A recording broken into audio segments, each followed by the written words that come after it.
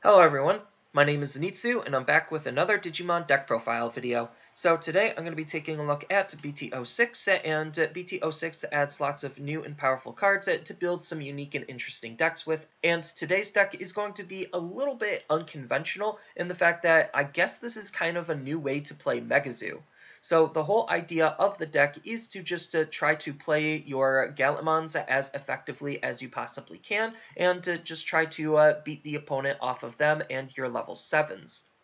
So the deck is doing basically two things. You're either using Gigimon to warp up into your Gallantmon, or you're just using cheap and efficient level 5s to just easily go up into your level 6s. So without further ado, onto the deck profile. Starting off with the Digitama, I'm going to be running one copy of DemiMeramon. So DemiMeramon is going to be the 5th Digitama of the deck, so it could be really anything you feel like you want to be utilizing, but I feel like what the deck is trying to do, DemiMeramon is still a pretty decent card because it has this nice generic when attacking ability of DP boosting the Digimon by 1000 DP when it's attacking a player. So just for attacking into their security, gives this Digimon some more DP, making it really strong, and that's what we're trying to gain out of the card.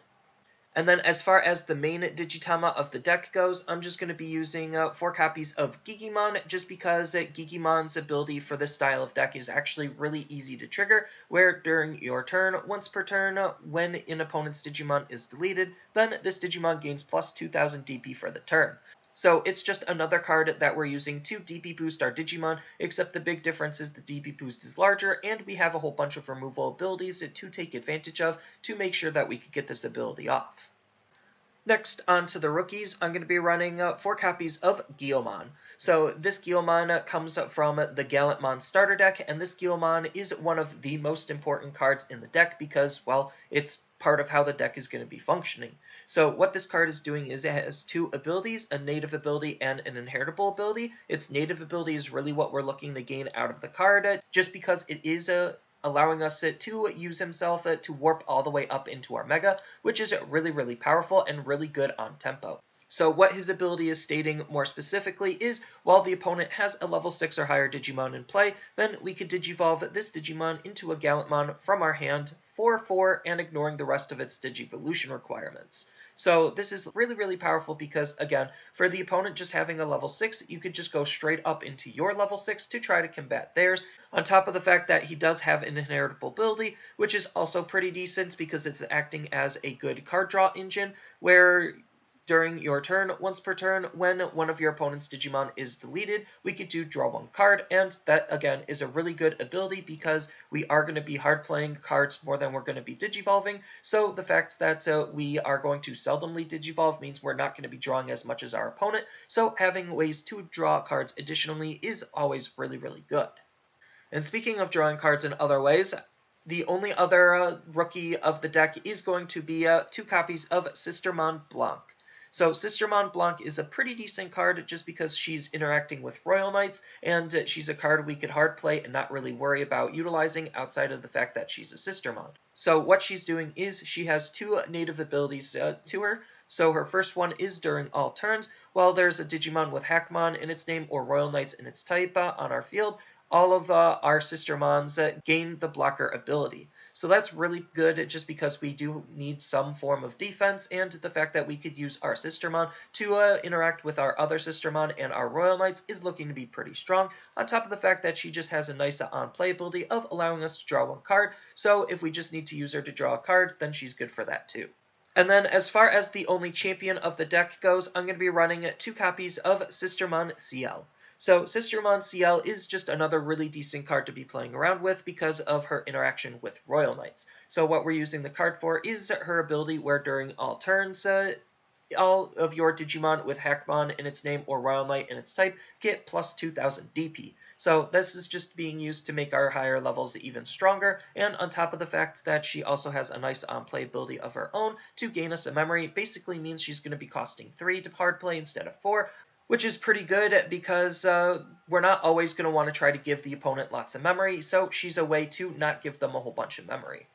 Next, onto the ultimates, I'm going to be running 4 copies of Vermilimon. So Vermilimon is a really good Digimon just because he is a level 5 that hard drops for 5 and has 8000 DP. We're never going to be digivolving him, so we don't even care about his digivolution cost. We just care about his other stats, making him a really good card to just hard play to digivolve into our higher levels the following turn with. Next, I'm going to be running 4 copies of Triceramon, and Triceramon is just a clone of Vermilimon in terms of its stats, so all of the same reasons why we want to play Vermilimon is the same why we want to play Triceramon. And then the last ultimate of the deck is going to be 4 copies of Rise Greymon. So this Rise Greymon is from the Gallantmon starter deck, and this card's really good because it has a nice on-play ability where we get to delete one of the opponent's Digimon with 5,000 DP or less. There's a lot of level 4s and below that have 5,000 DP or less, so hard playing this card isn't necessarily going to be the worst when it's deleting one of the opponent's Digimon, which is pretty good because, again, it's another level 5 we just want to hard play. We're not really looking to evo up into it, and then we use this card to just digivolve into our higher stages with. Next, on to the Megas, I'm going to be running 2 copies of Megidramon. So Megidramon is a very powerful card to be interacting with Gallantmons, which is kind of the whole point of the deck. So we want to run him, and we don't really care about his first ability of when digivolving, where both players get to trash the top 5 cards of their deck. This is just used to kind of help set up our trash and to kind of help set up the opponent's trash for one of our Gallantmons. So that's okay. What we're really trying to gain out of the card is his on-delete ability, where if we have a Tamer in play, then we get to play 1 level 6 Digimon with Gallantmon in its name from our hand or trash for free. So the fact that he could replace himself with a Gallantmon is really powerful and really important because it'll always ensure that we have a Digimon in play to utilize for whatever it's going to be used for. Speaking of our Gallantmons, next I'm going to be running 4 copies of Gallantmon. So this is the BT-02 Gallantmon, and this Gallantmon is still pretty decent. His when digivolving ability is if you have a red Tamer in play, then we get to delete one of the opponent's Digimon with 6,000 DP or less. So that's pretty decent just because it's removal attached to a Digimon body, and that's always good. And then on top of that, what we're really trying to play the card for is his when attacking ability of trashing one of the opponent's security cards for every 10 cards in their trash. So the later the game goes, the more powerful this ability becomes, and the more powerful this ability becomes, the easier it is to just get rid of the opponent's security and close out the game that way. And then the last level 6 of the deck is going to be 4 copies of Gallantmon. So this is the brand new Gallantmon introduced in the starter deck, and this Gallantmon is also another pretty decent card in his own right. So yes, he's a Gallantmon, yes, he's a Royal Knight, so he does have all of those synergies also to him, but the big difference is he has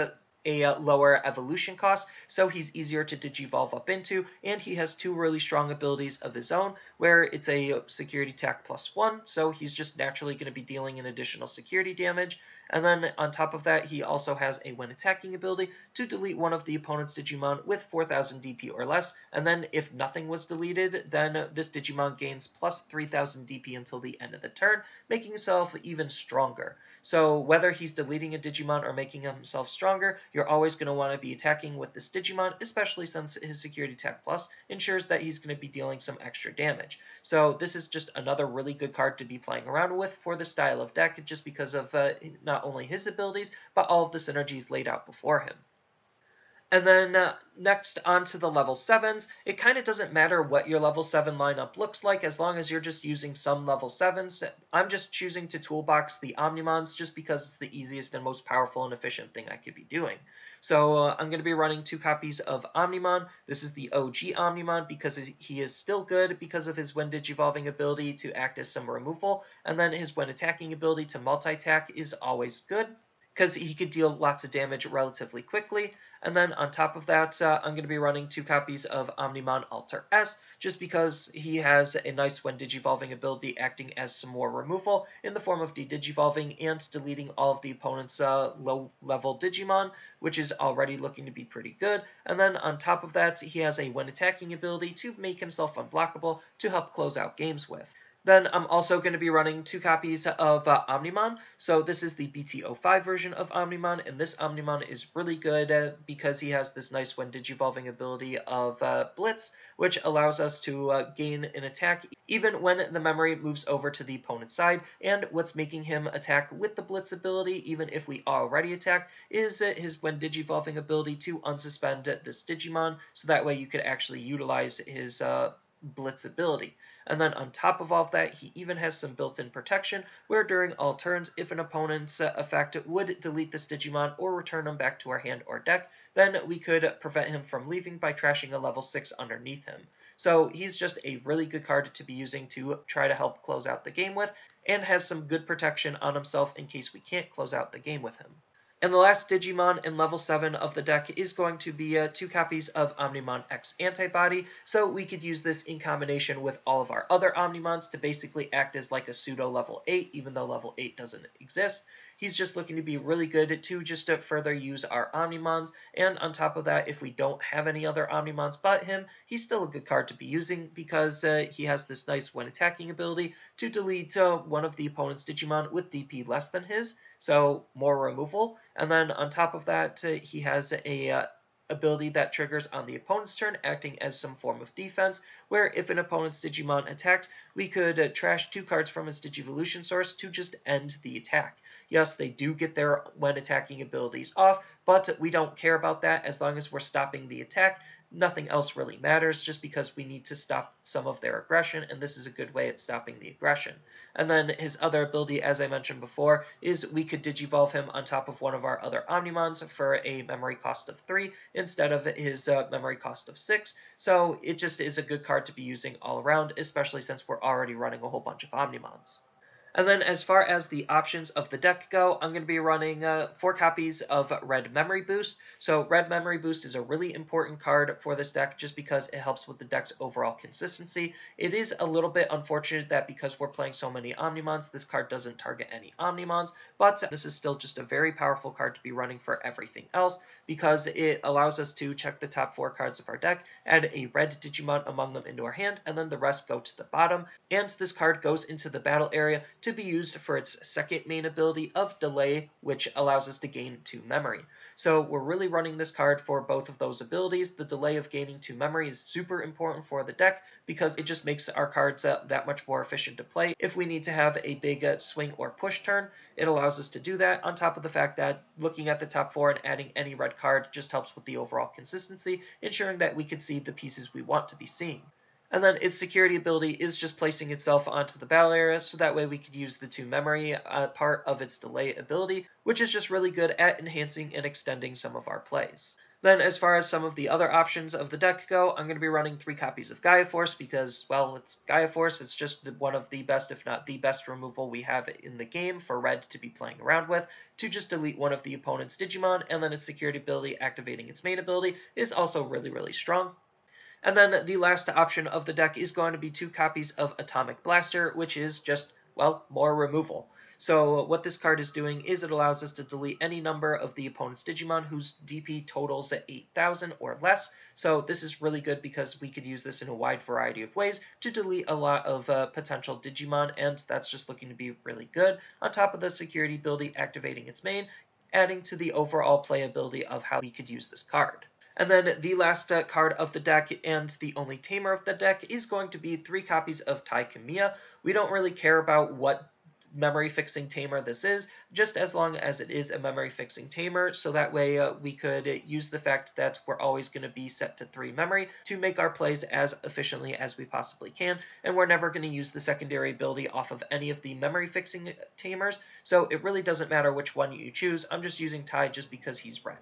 And then as far as some other cards that you could run in the deck, there's just a lot that you could do with the deck. Obviously, you could change the deck to make it a more traditional style deck where you're just trying to tempo and pace your evolutions, but what fun is that? We're trying to break the game here, and we're trying to take advantage of just hard playing some of our higher level Digimon to Digivolve into our even higher level Digimon, so that way we could skip all of that fluff and filler and get straight to the meat and potatoes. So some of the best cards that we could consider running are going to be Sukudomon, just because Sukudomon is another Digitama we could actually use. He has a nice inheritable ability of when attacking. If our Digimon is level 7, once per turn, we get to gain 1 memory. So we are going to be running level 7s in the deck, so Sukudomon just is really good to interact with our level 7s.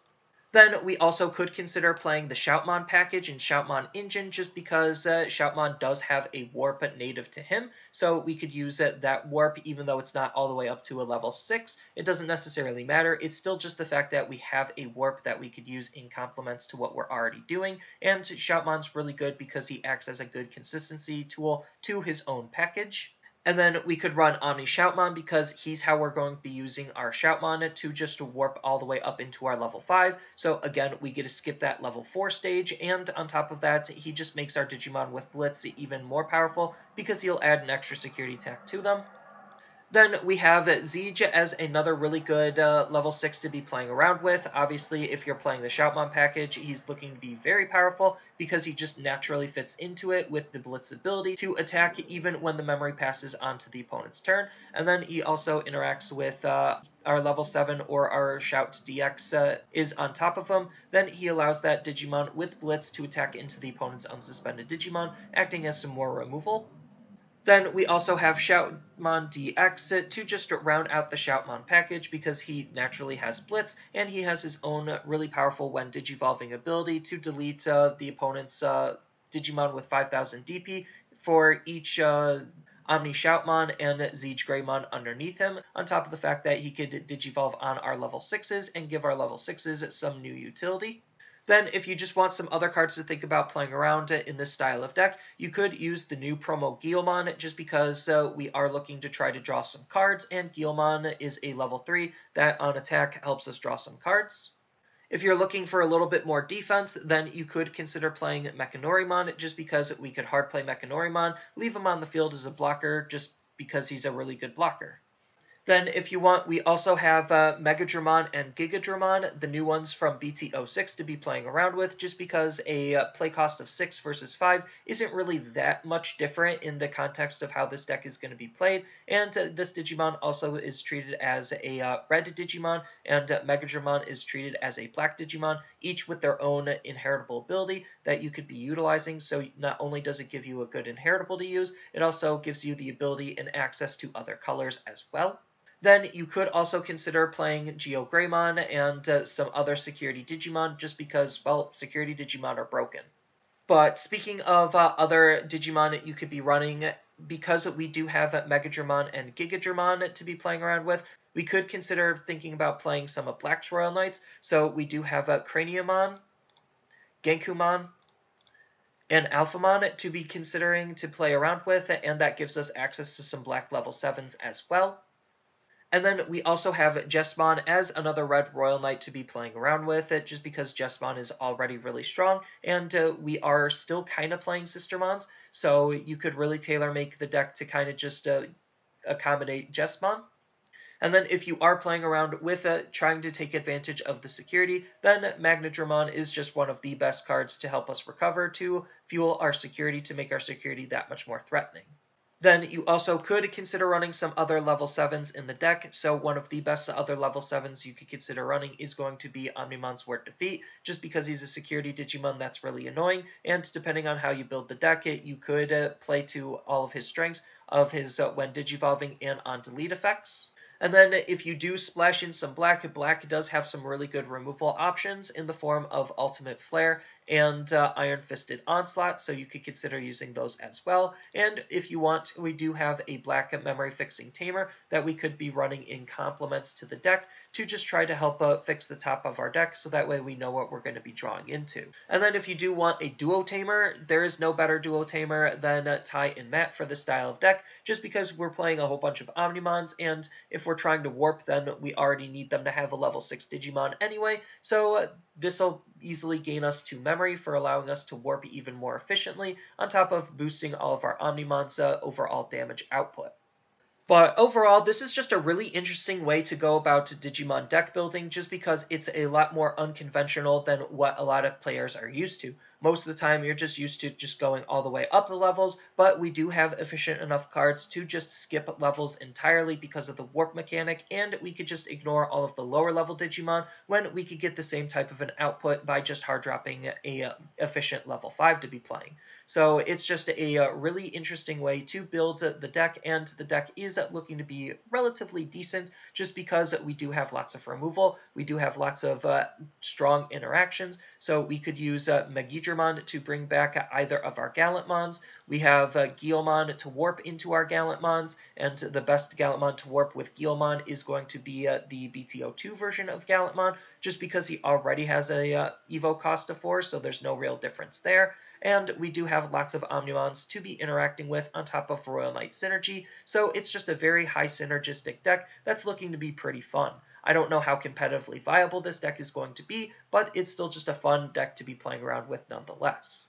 So that's all I really have for this video. As always, feel free to tell me your thoughts down in the comments below, and down in the description below are a couple of different ways you could support me and the channel. So I do have a TCG Player affiliate link, so when you use that link to buy cards off of TCG Player, then some of that money will go to supporting me and the channel. I also do make and sell playmats over on Overcard Gamers on Facebook, so when you buy a playmat with my design, then some of that money will also go to help supporting me and the channel. And on top of all of that, I do have a Twitch account over on twitch.tv/Zenitsu, so giving me a follow and a subscription also helps support me there, and I do play Digimon on top of various other games on that platform as well. So thank you everyone for watching, and as always, don't forget to like, share, and subscribe for more content, and I'll see you in the next video.